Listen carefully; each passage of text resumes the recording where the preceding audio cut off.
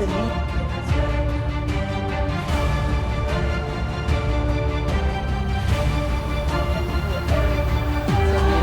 have to kind of work twice as hard.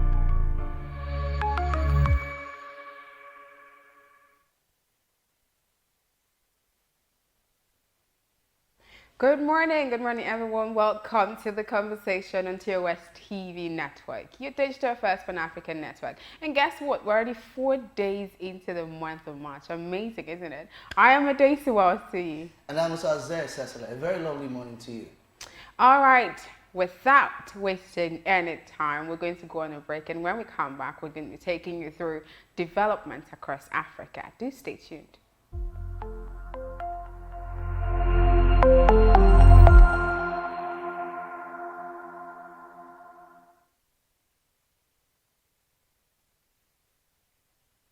Welcome back. Now we're moving straight into development across Africa, starting from South Sudan, where a plane crash in the country has left at least 11 people dead. A commercial plane in South Sudan's Jonglei state has left at least 11 people dead, according to eyewitnesses. In an exclusive interview with Nation.Africa via mobile phone on Wednesday, a humanitarian worker in Perry town of Uro County revealed that a commercial plane set for Juba crashed while taking off at 5 p.m. on Tuesday. The South Supreme plane crashed while taking off at Perry Airstrip, and the incident left 9 people dead. 2 children were rushed to the hospital yesterday. That was on Tuesday. However, on Wednesday, reports stressed that the 2 children passed on, said a humanitarian worker who chose to remain anonymous for security purposes. But in his condolence message, Dine Chagor, that's Jonglei State Governor, stated that the incident actually left 10 people dead as opposed to 11. Wow, that's quite a sad one. But moving from South Sudan, we go to Ethiopia, where the Ethiopia government has advised the U.S. government to stay off its internal affairs.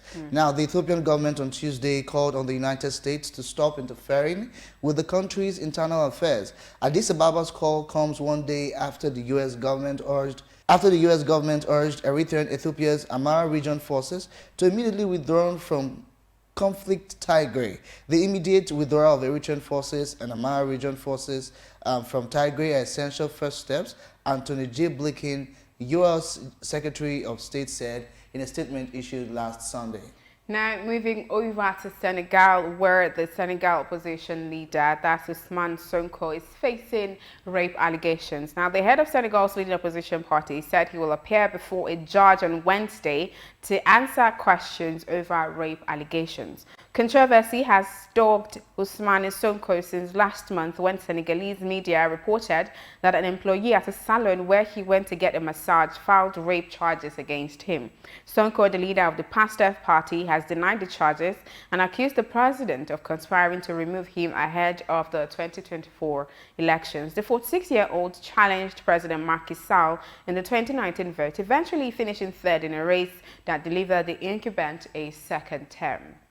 Now, moving on from Senegal, we go to our COVID-19 update-related story that says Africa nears 4 million COVID-19 cases. The African Centers for Disease Control and Prevention announced in an update on Wednesday that the number of coronavirus cases in Africa has reached over 3.91 million. At least 104,382 people have died of complications related to the virus, said the centers, which are based in Addis Ababa, Ethiopia's capital. The continent has seen nearly 3.5 million patients recover, according to the update. And out of the 5 geographical regions on the continent, South Africa remained the hardest hit with 1.8 million cases and 56,800 deaths to date. But the region has the highest number of recoveries, now standing at 1.7 million. All right, that leads us for us to go quickly take our COVID-19 update and let's quickly see what the numbers really look like all across the African continent. Just stay tuned.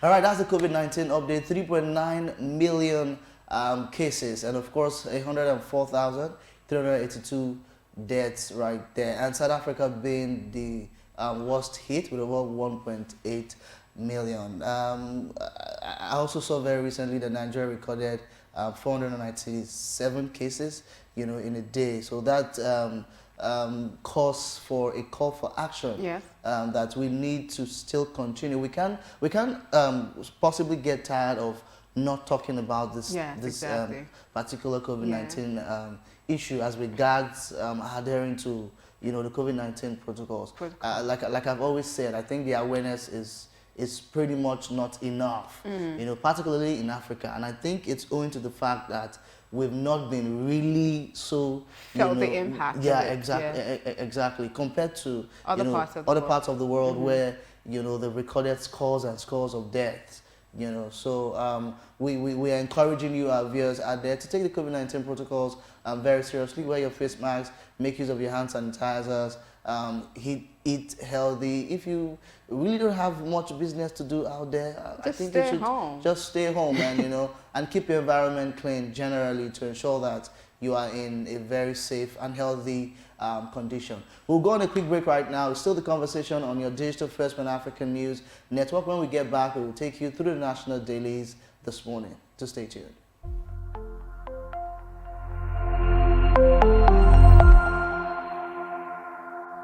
TV Network mobile app is now available. You can now catch up on our breaking news, stream our programs live, watch out for the latest update on sports and politics as they unfold. You can also get notifications for our upcoming programs and events. All these on our TOS TV Network mobile app, available on Apple Store and Google Play Store. TOS TV News from Africa by Africans. Being a journalist means in-depth analysis that unravels hidden truths, that question the status quo and fact-checks government. These criminal elements hiding under the cloak of surveillance contractors are the APC elements. Do you have facts to prove that? Being a journalist means waking up every day with a burning desire for peace, equity, and justice for all citizens. We're being told that the choice you have is to take the lesser of two evils. It means patriotism via the prism of objectivity and accountability. It means giving my platform to the masses to discuss issues that matter to them. Some of them, if they bring budget, and the budget they look. Some of them sleep. They're going to ask how much you are on. I have it. Thereby shaping government policies and laws. My name is Osasu Igboneja, and I am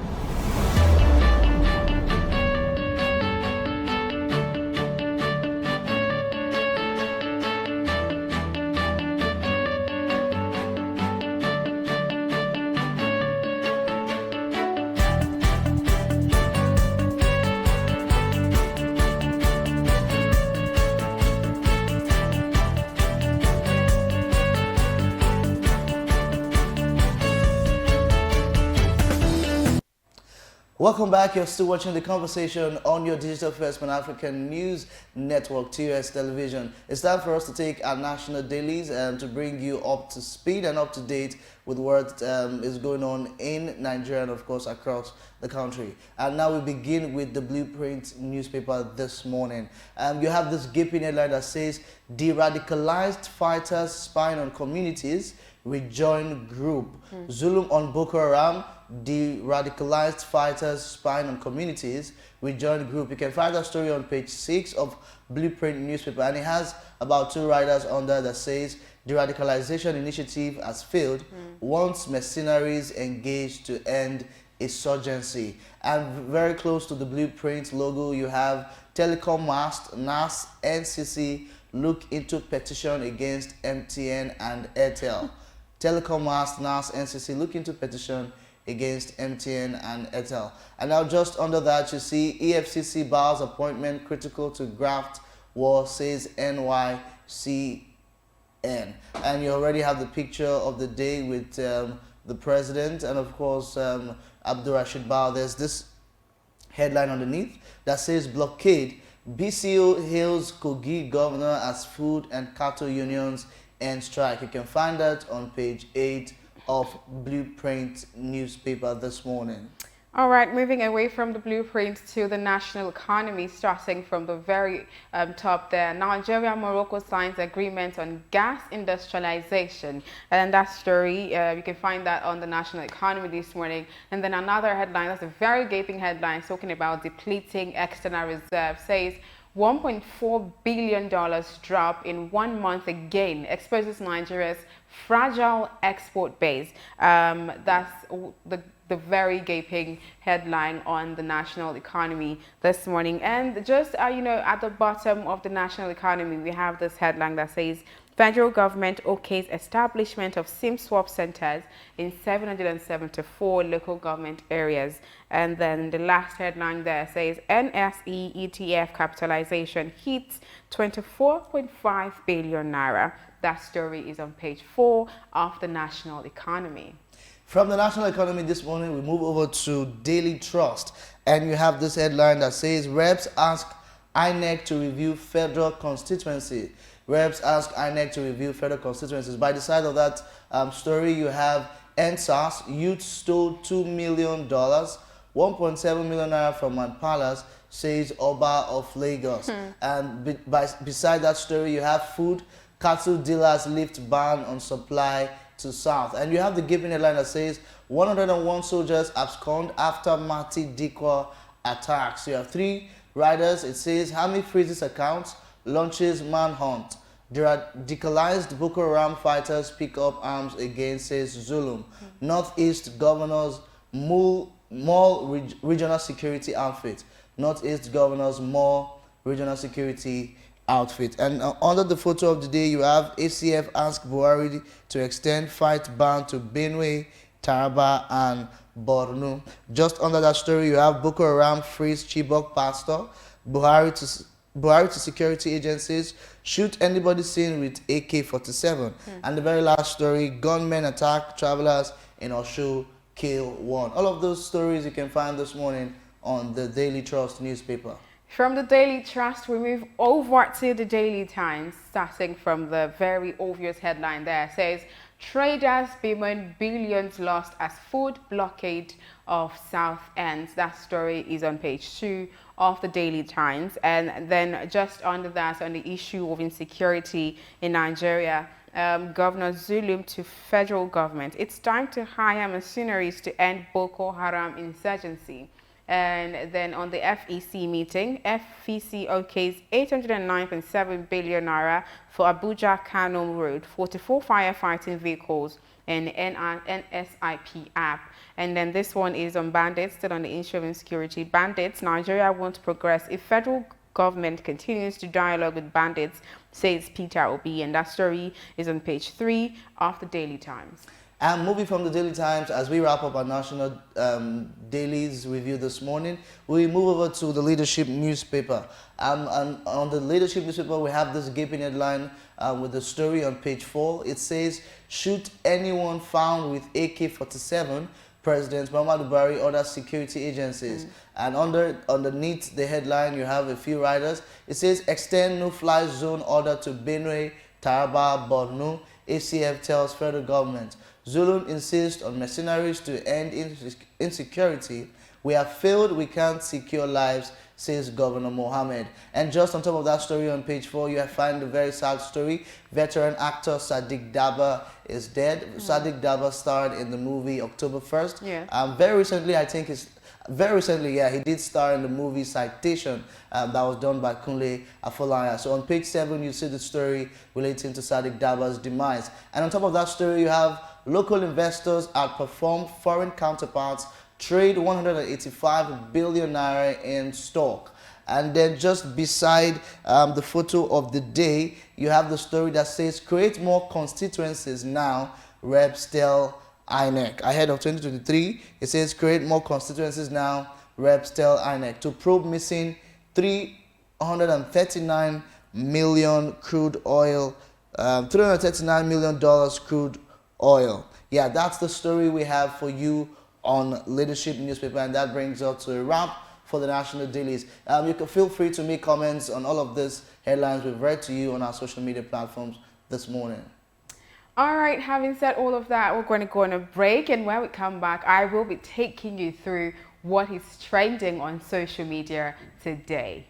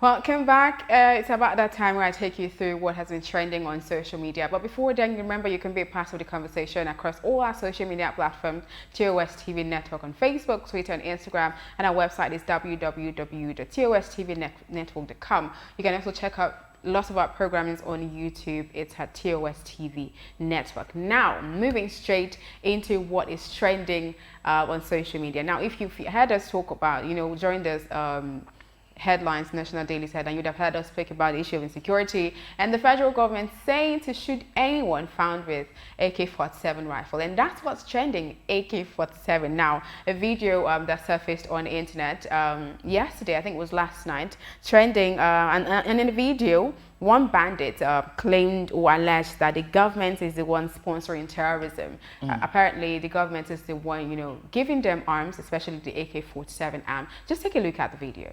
Idan ba gwamnati ta daure man wanda yake cikin daji ya ta'addanci ba, Allah ubangiji ya tsine man, Allah dauki rayuwata a wurin nan. Bahilla ce saniya aka san shi da ita sai noma. Saniya ba ta haifa bindiga AK-47. Bahilla ce bai da makera da zai kera bindiga AK-47. Gwamnati ke turowa har muka samu. Mu kuma wallahi dalilin da ya sa billahi lazi shekara na 7 ina makarantar allo, amma lokacin da na dawo na tsinci kaina a cikin wannan abun wallahi ina mamaki, kullun ina tunanin rayuwata saboda mahaifa na akalla a kasar dan.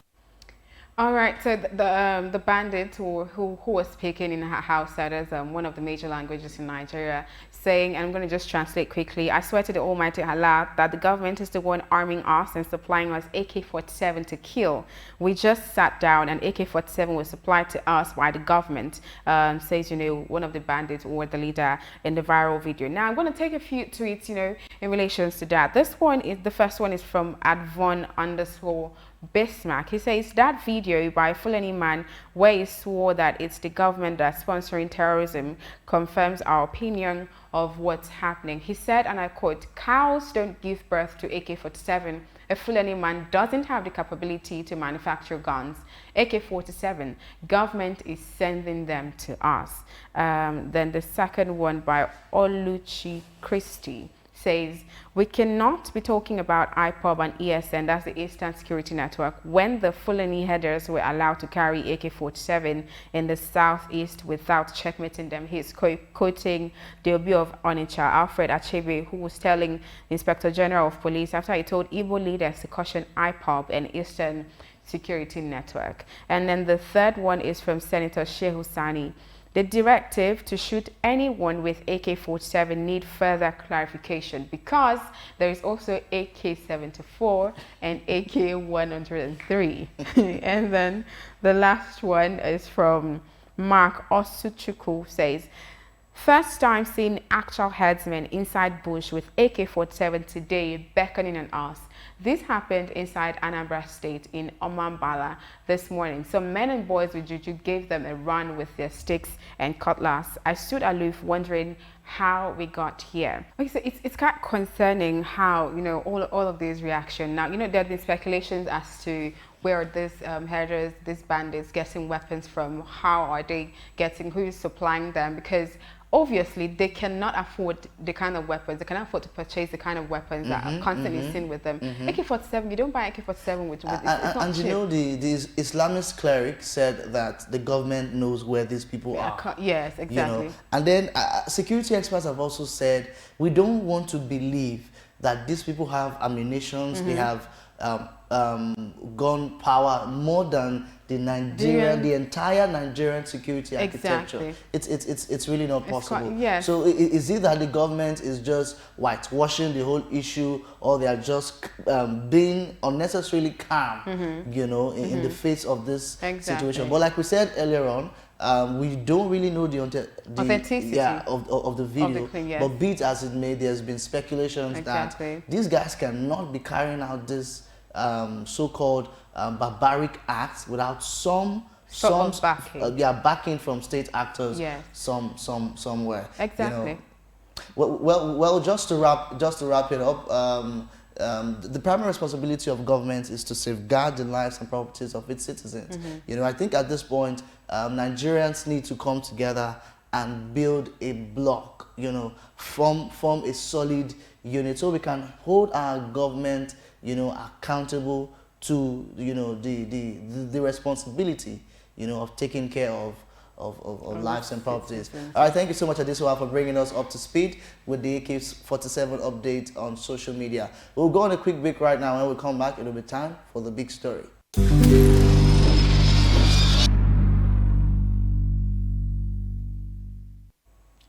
Welcome back. It's the conversation here on TUS TV Network, your digital first Pan-African news network. It's time for us to take the big story, and we're looking at food blockade, strengthening Nigeria's food security. Now, here's the story. Sometime last week, there was this strike embarked upon by the cattle and foodstuff dealers under the aegis of the Amalgamated Union of Foodstuff and Cattle Dealers of Nigeria, AUFCDN, and this caused some kind of hike in price of foodstuff, beef and vegetables in the south. Now the union is demanding 4.7 billion naira from the government as compensation for its loss in the Shasha market crisis in Oyo and in the end-SARS violence. Now, also the Miyetti Allah Cattle Breeders Association has threatened to sustain the food besiegement until the safety of its members in the south is guaranteed. According to Aliu Mohammed, coordinator of the Kwara State chapter of Miyetti Allah, this is a warning shot to safeguard their business interest. But then the story took another turn yesterday when the union called off the industrial action following an intervention by the Kogi State Governor Alhaji Yahya Adoza Bello. Now, the union and the Northern Consensus Movement had met at the instance of the governor at the Kogi State Governor's Lodge in Abuja, where the governor impressed it on them to call off the strike. Joining us this morning on the program to discuss this via phone from Oshogbo in Osun State, to look at how food blockade affects food security in the nation, is Honorable Taiwo Babatunde Ade Dotun. He's an investor and an agriculturalist. Good morning, Mr. Babatunde. How's Oshogbo today? Hello, good morning, Honorable Taiwo. I don't think we have him just yet. Okay, it's been going on for some weeks now. Yes. But all thanks to the Kogi State Governor, and I think also Femi Fani-Kayode was there in the meeting. I saw where somebody said that the industry has lost over billions of naira due to the strike. Yes. You know, and you know, when there's a shortage of supply, you know, it's going to certainly affect food security. Yes, exactly. You know, some parts of the country is already feeling the brunt, including Lagos State. You know, so it's been quite an issue. That doesn't mean even if the industrial action has been called off yesterday, the effect is already there. You know, like people have said, they've lost billions to the strike. So of course there's a lot. Hello, good morning. Yes, good morning, Honorable Taiwo. Yeah, good morning. How are you? Very fine. How's Oshogbo this morning? Yeah, very beautiful, bless God. All right, thank you so much for joining us. And now let's get into the conversation very quickly. As an agriculturalist, what is sorry, yeah, what is food blockade in 2021? What does it mean to you? Because last time we heard similar things about food blockade was during the Civil War. So how did we get here? Yeah, thanks for having me. It's obviously a double-edged sword situation as we have it right now, based on the blockade we have. Indirectly, it will bring out the potentials in the south, because even the food items that are not produced in the south will start to spring up in the south of the country, in the face of scarcity, and people,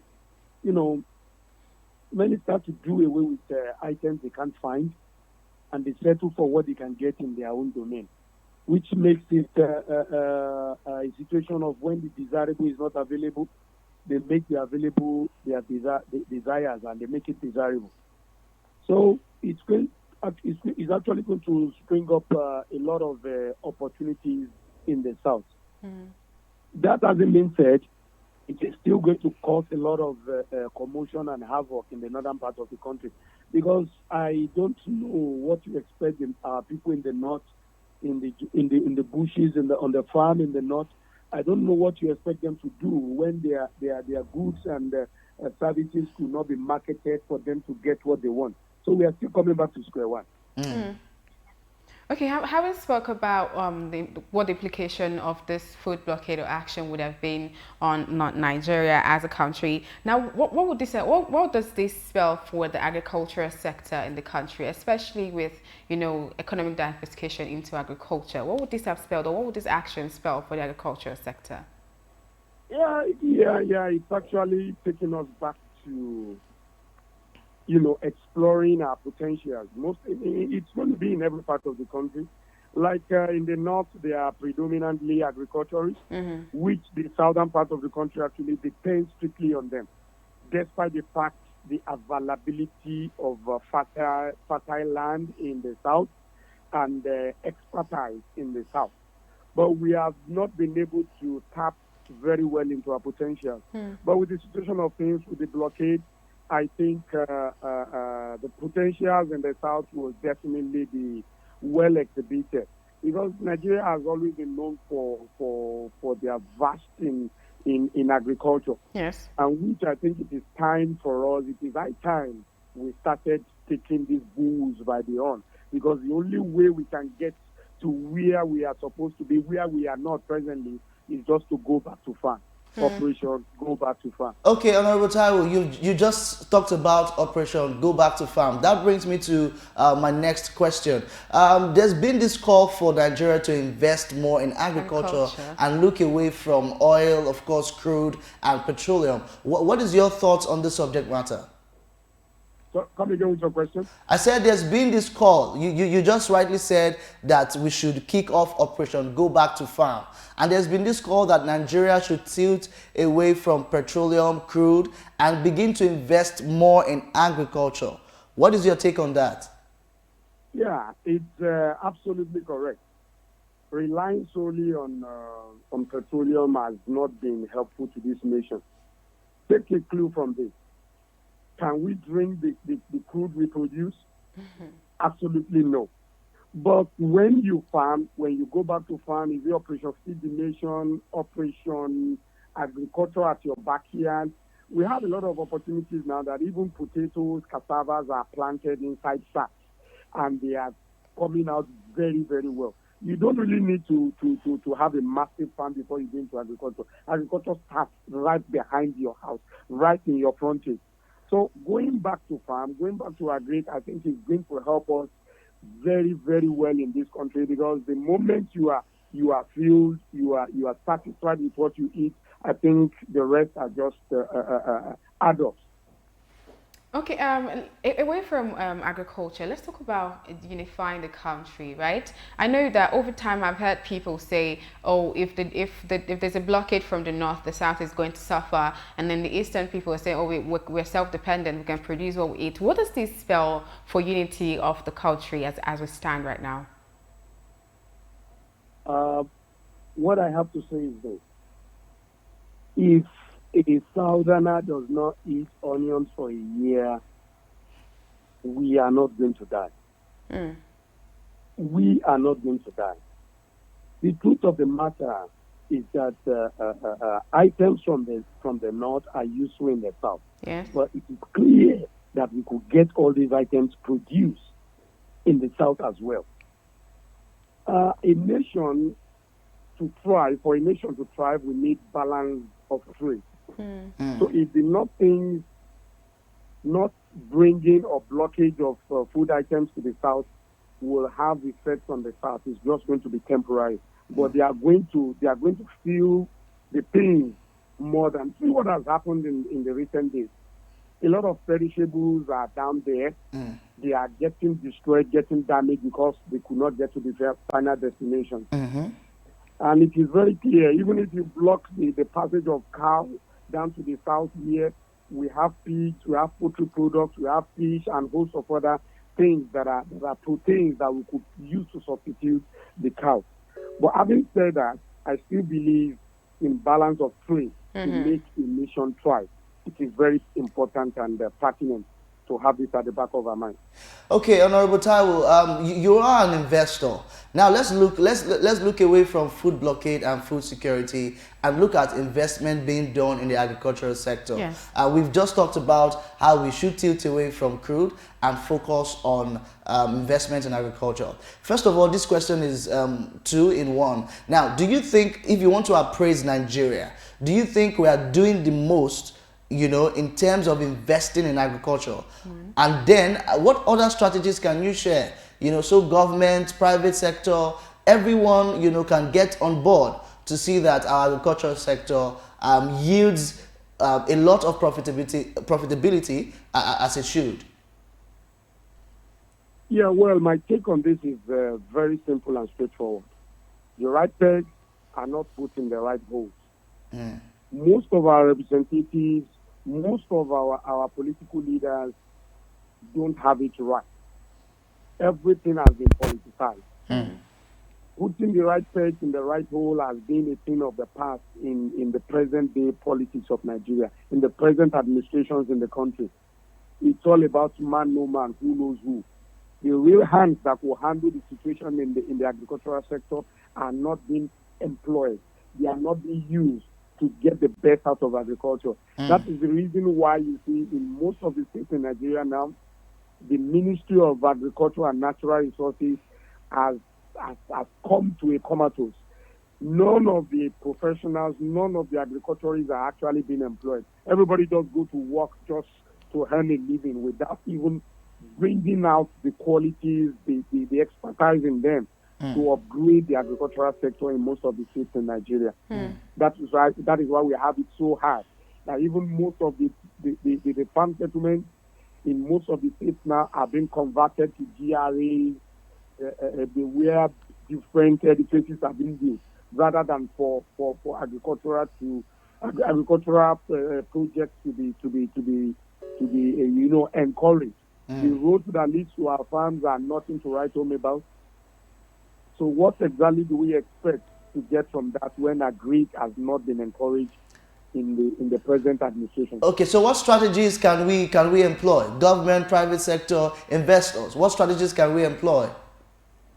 Yeah, do you really think we need investors in this area? We can invest practically by ourselves. All we just need the government to do is just to pump reasonable amount of money. Let the microfinance banks, as they have been doing, we have seen some things that they are doing. They are giving loans to agri people, to people to invest more in agri. But the fact is this: the loans that are being given to the real agri people are being given to the people that are into agriculture? Absolutely no.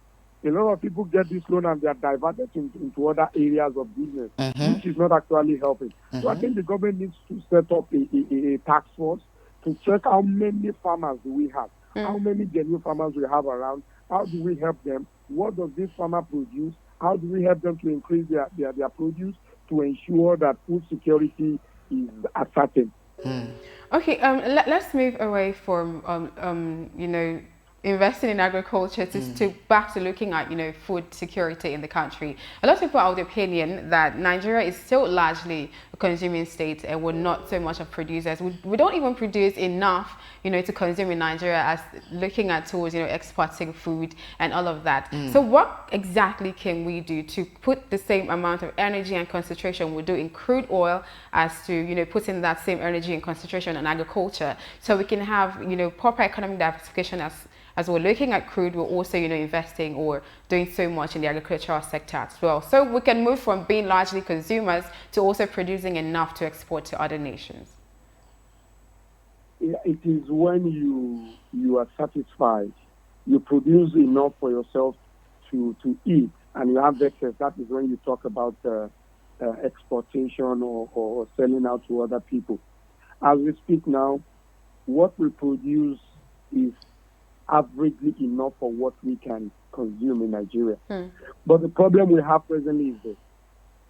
Despite the situation, a lot of our farm produce are still being exported out of Nigeria. A lot of our farm produce look into the areas of the yam. They come here from different parts of the world to move this out of the country. Do we even have the control of what we produce? No. Do we have the proper handling by the custom, by the plant quarantine and what have you? No. We have some bad elements out there that connives with all these people that export our goods, our farm produces out of the country without proper monitoring and proper management. So it is very easy for us to say we are not producing up to what we need to consume, because majority of what is produced, what have been produced, are being moved out of the country through the back door without any record of what is being exported on a daily basis. Okay, Honorable Taiwo, before we let you go this morning, let's just get back to food blockade quickly. Now that the strike has been called off and it seems as if things are gradually getting back to normalcy, resources have been lost, you know, and all of that. How do you see the situation panning out from today?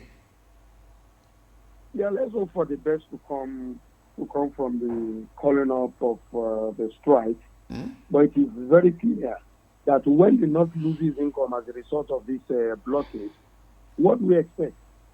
What do we expect the Northerners in our forest to do? It's purely rhetorical. Purely rhetorical. The rates of kidnapping, banditry, and violence will be explosive. So I think it's better to nip the situation, the cause of this blockade in the bud, which is good administration, good government and policy execution. So this is the issue of blockade is just a trivial issue, very, very minute indeed. We should try to get to the root cause of the blockade, which is maladministration, in my own opinion. Okay, talking about maladministration, can you just expatiate on that a little bit? Yes. Well, it's something every one of us understands.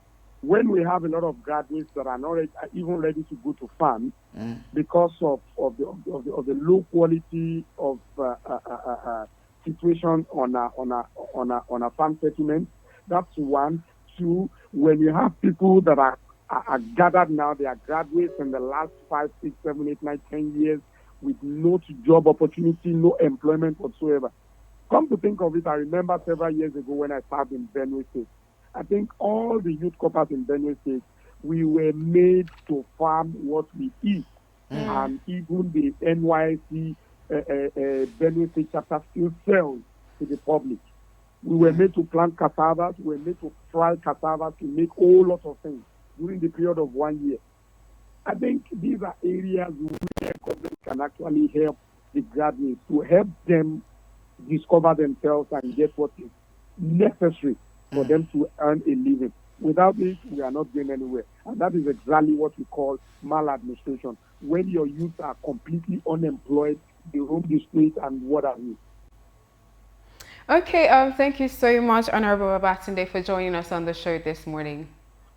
Thank you for having me. You're very welcome, sir. That was Honorable Taiwo Babatunde Adeotun, an investor and agriculturalist based in Osogbo, Osun State. You know, explaining the situation of the food blockade in Nigeria. And I think largely we need to understand that it's a chain, right? One part of the country cannot do it without the other. So the north are, you know, the cattle breeders, and then, you know, lots of the onion producers. The east, or, you know, produce different crops, and so it's a chain, right? Yeah, we all need each other. So I don't think one person should look at it as though if I don't produce, then this part of the country is going to suffer, and then this people, oh, we can't do without you guys. You guys should do whatever. It's a chain, and I think when everybody starts to understand that we are one country, and then we're doing this for the betterment of every individual, then we're not going to, you know, have the issue of, you know, food blockade and blockade. I beg your pardon, and strike action and all of the other stuff. We don't need to do stuff like that. We need to look out for one another, and food is quite important, right?